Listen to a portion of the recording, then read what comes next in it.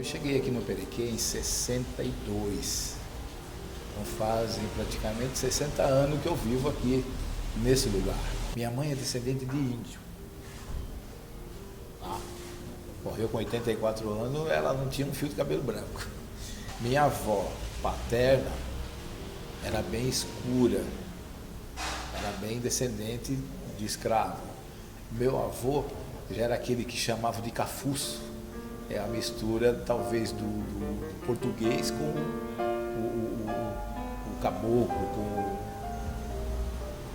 descendente do negro, do escravo, né? O caiçara, eles tiveram no momento uma dificuldade com os índios, porque os índios também não eram fáceis, né?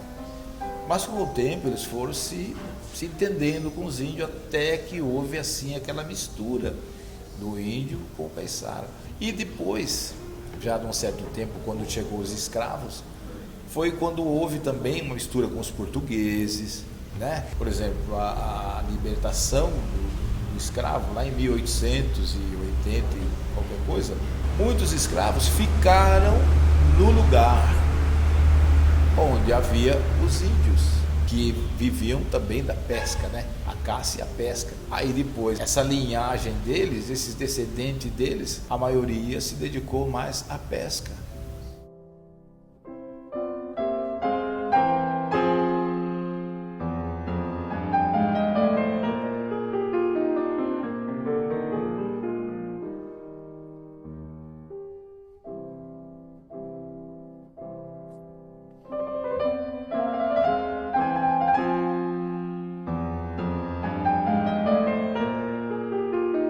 Na época que eu cheguei aqui, a alimentação deles era um pouco difícil, cara. Eles trocavam, por exemplo, o produto da pesca por alimento, né? Eles separavam um pouco do peixe para eles comer em casa e a outra parte eles trocavam com arroz, com farinha, né? E eles eram muito chegados àquele pirão, né? De caldo de peixe com farinha e tal.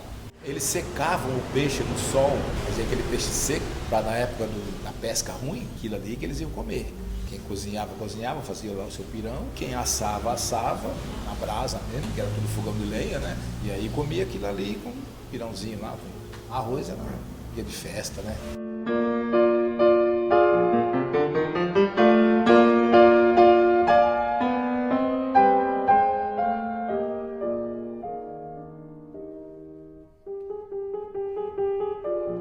Eu lembro assim com uma certa tristeza até quando eu olho para as mudanças que aconteceram aqui. É claro que a gente precisa acompanhar o progresso, mas a saudade existe daquele tempo que essa praia, ela tinha vários barracos, vamos dizer, de pesca, né? Barraco de rede, barracão de rede. Inclusive essa frente aqui tinha um barracão de uns 20 metros, mais ou menos, 20 por 20, que eram estendidos as redes dos pescadores.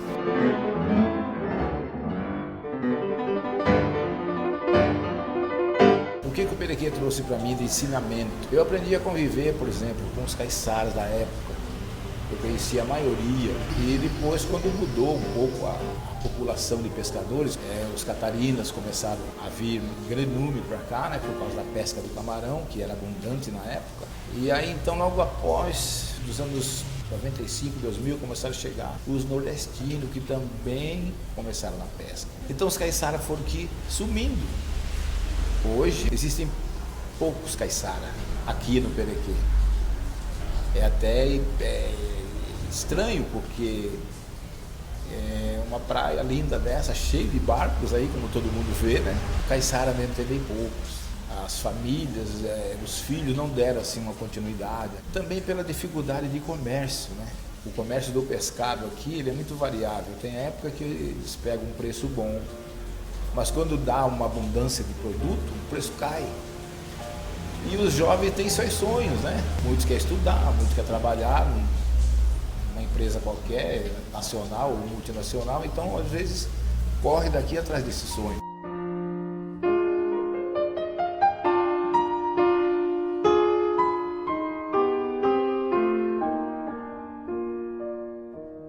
Eu vi as mudanças desse Perequê E vejo hoje um povo que não conhece a história do Perequê, às vezes quer contar uma história, né? Só que a gente sabe que as pessoas que caíram aqui depois, por exemplo, aquela invasão, ela consta acho que de 1980 começou. Então é um povo novo que está aí. É um povo que não sabe que aqui não havia luz na rua, não havia água nas casas. Então, e eu sou desse tempo, né, que eu vi tudo isso começar. Quando colocaram luz da rua, era aquela festa da criançada brincando, né? Porque afinal, anoitecia era dentro de casa com aquela velhinha, aquele lampiãozinho, né?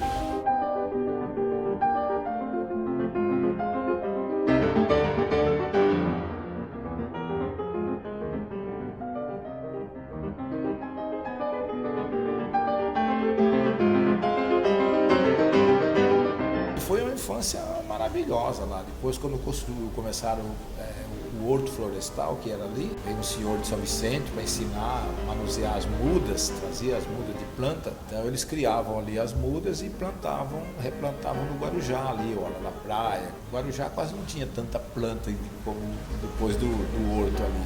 E eu vivi ali até meus 23 anos, talvez, porque foi quando eu casei e vim embora para cá. Dizem que dá um filete de água, eu não sei, porque nunca mais que eu fui lá. Então, se me perguntarem como é que está lá, eu não sei. Eu só escuto os outros falar que a água da cachoeira secou, alguém represou para fornecer água por lá, mas eu ficaria muito triste se eu fosse lá e visse como ela está hoje e como eu conheci ela. E havia plano de fazer uma canalização de água dali para abastecer aqui até Pernambuco. Uma coisa é você sentir que a coisa está se acabando. Mas aí você não dá muita importância porque talvez você não tenha alguém que te oriente, que te fale como é que é. Então você se afasta, deixa o problema por si só. Quem sabe as pessoas ouvindo essas histórias, que eles vão ver em algum lugar também, eles se interessem de buscar, desperte nele uma vontade deles procurar desenvolver alguma coisa em favor, né? Para não deixar que se acabe, porque da maneira que ela está indo, ela vai se acabar, não vai ter história daqui a pouco.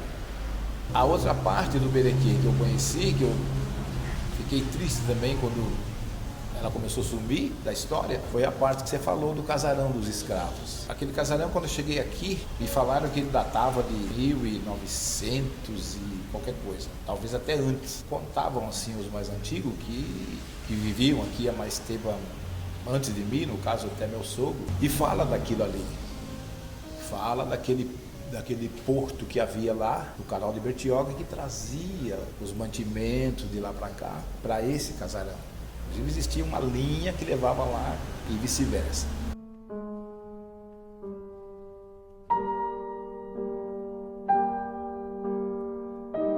Talvez de hoje em diante, para você achar um caiçara mesmo legítimo, vai ter que andar muito por essa costa aqui ou para lá. Talvez Cananéia ainda exista algum, né, por ali, algum legítimo. Ou então você vai achar uns descendentes, né, que talvez não sabem nem da história deles, né.